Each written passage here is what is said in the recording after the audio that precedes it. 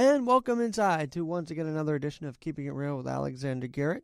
I am Alexander Garrett. AlexGNYC is where you can find me on Twitter, on Instagram. And we've got a very cool event. You know, I know I talk about politics and sports a lot, but there's some real life happenings going on that you should know about. And one of them includes a very special 100th anniversary. And to tell us about this 100th anniversary is Mark Hunnibell. Mark, are you on the line with me? Yes, I am. Hey, Mark. So there's a 100th anniversary. What's coming up this year? What is it 100 years of? Well, I'm Captain Mark Hunnibell, and I'm on a journey 100 years in the making. I've got a 1919 Henderson motorcycle, and I'm departing Manhattan on the 4th of July on a cross-country journey, 5,000 miles, 16 states, and I'm doing this in centennial tribute to C.K. Shepard's 1919 ride on the same make and model I have. Captain Shepard was a World War I veteran from England, and he came over to see America. And so I expect to get out there and see what's changed and what may be the same over the last 100 years. And so you've been documenting this journey that he did. So how are you going to try and replicate it? What are you going to even try to replicate it or do it your own way? Well, I discovered his book about his 1919 trip about 20 years ago when I was looking into my own motorcycle and what it could do, and I began retracing it. But I found that the book that he wrote about his trip really lacked a detailed itinerary. So I had to research and reverse engineer it, and I discovered a lot of details. And so many of the similarities that he and I have of military service, creativity, and insatiable wanderlust. But I was able to figure out how to do most of the same roads. I'm going to be riding on secondary roads and byways, no interstates unless there's no alternative. And my route is going to take me about 5 weeks, and CK took about 2 months. And he did finish his journey, is that right? Yes, he did. He originally planned, I think, to try to ride back to New York after reaching San Francisco. But he had such a hard time with the motorcycle. When he got to San Francisco, he reportedly sold it on the street. And took a train back through Salt Lake City up into Canada, it seems, and then back into New York City where he boarded a ship back to England. Now, for those who may not have heard of the Henderson motorcycles, tell us a bit about that. They're 4-cylinder, is that right? Yep, it's 4 cylinders in line, and back in the day, that was pretty unique in the mainstream. The big four were Harley-Davidson, Indian, Excelsior, and Henderson. And they were the only inline 4s, big engine, almost 1,200 cc, and very fast and powerful. They used to set speed records on the track and on the open road. In 1917, the Henderson brothers, who built the bikes originally, sold to Ignat Schwinn, who was building Excelsior motorcycles at the time, but that's the same Schwinn as the Schwinn Bicycle Company. And they basically stopped making them. Excelsior did in 1931. But the brothers, one of them anyway, William, went on to form another company, and that was ultimately sold to Indian. So they kind of made it in the genetic pool until about 1942, when Indian stopped making even their Indian 4s. Now, I am very intrigued by this because a cross-country journey is something that's always, a feat in and of itself. And you happen to be doing it. And, Mark, you're a great guy. I met you in October right here in New York, about a block away from where you're going to take off, actually, in Herald Square. So I brought you on because I want to know, what can my New York listeners do to support you in this? Is there a place we can show up at for this big event? I know you have actually something going on July 3rd as well. Is that right? That's right. On the 3rd of July, in the book, CK mentions going out to Coney Island before he left. And it's not clear, but it seems evident to me that he probably did that the day before he actually left in earnest. So I'll be going out kind of for a test drive on the 3rd of July out to Coney Island, have a couple of hot dogs at Nathan's, and then head back into the city. And then first thing on the 4th of July, the morning, I'll be leaving Manhattan and heading down out to New Jersey, Atlantic City, Philadelphia, D.C., all that. Very cool. And so you would want people out there to support your takeoff from Herald Square on July 3rd, at least. Because sure, I know July 4th. Go ahead. Right. No, there's plenty of opportunities to do that.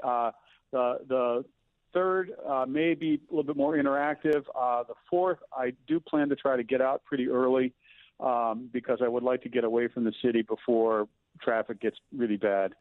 But yeah, there should be. I have not booked the hotel yet. Not quite sure exactly where I'm going to stay. But he did stay at the Hotel McAlpin, which is now Harold Towers condo.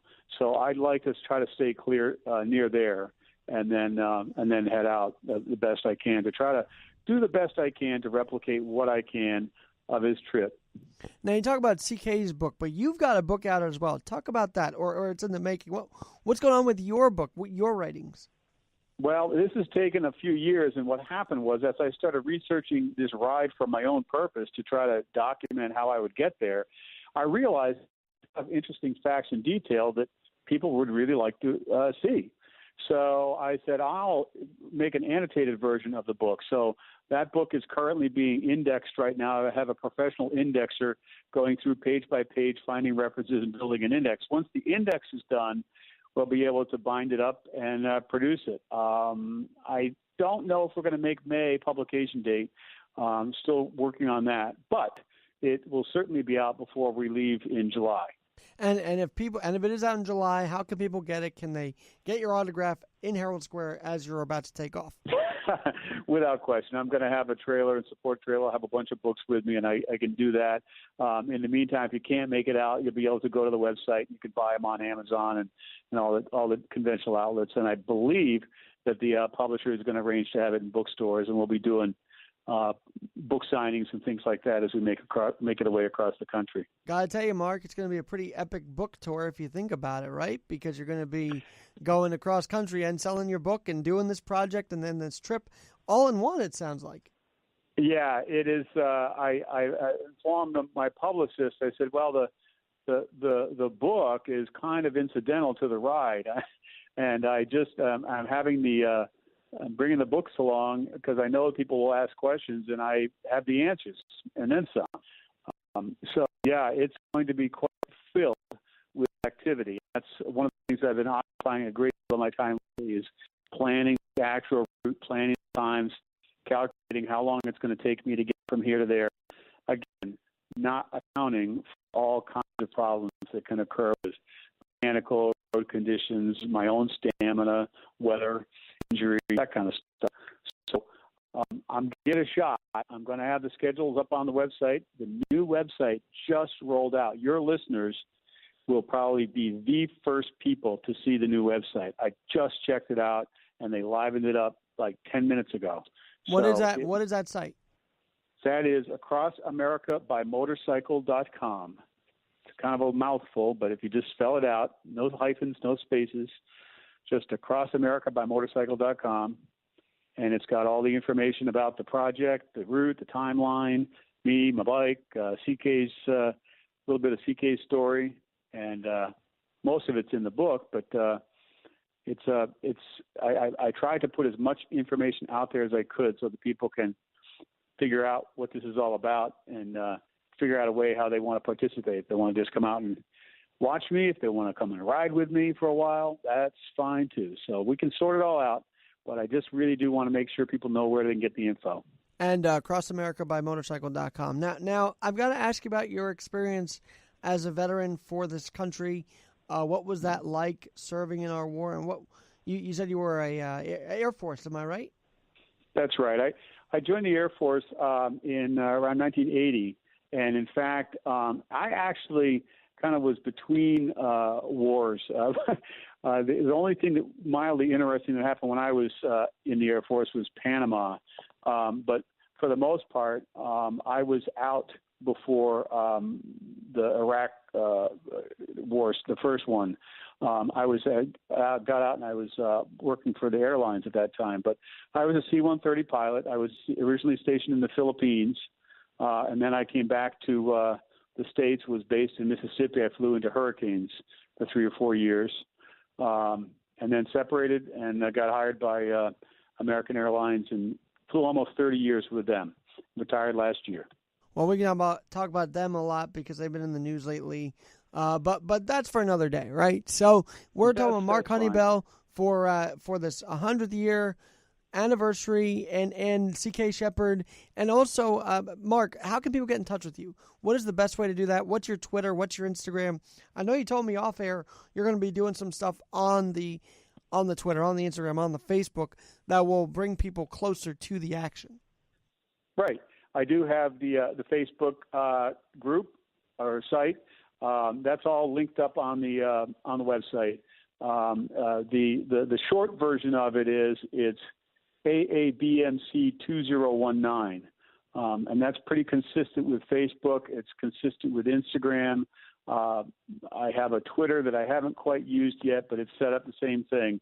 But again, all of that is linked up on the website, and I am going to try to increase the use of it because so many people interact in different ways, and I want to make sure that I'm reaching as many people as I can in the way that they prefer and providing what they want. And Mark, I had the pleasure of meeting you at the National Publicity Summit, and I'm glad that I tracked you down to get you on the podcast. How about this? Because this is going to be a fun project all summer long. I can really feel it. No worries. Well, you keep in touch now. Oh, yes, and I will have my listeners be up to date with everything going on with this journey. And again, July 3rd is when the launch date to Coney Island is. We'll have more of a timetable for you to come out to support Mark, and then, of course, July 4th. Hopefully I get down there and do some Facebook Live with you as you officially take off for this journey, and we're excited for you. Absolutely, Alex. All right, I'm Alexander Garrett. This is a real-life story. This isn't some politics. This is real life happening, keeping it real with Alexander Garrett. Mark, thanks again. You're welcome. Hey, have a good one. You too. And we'll talk to you soon.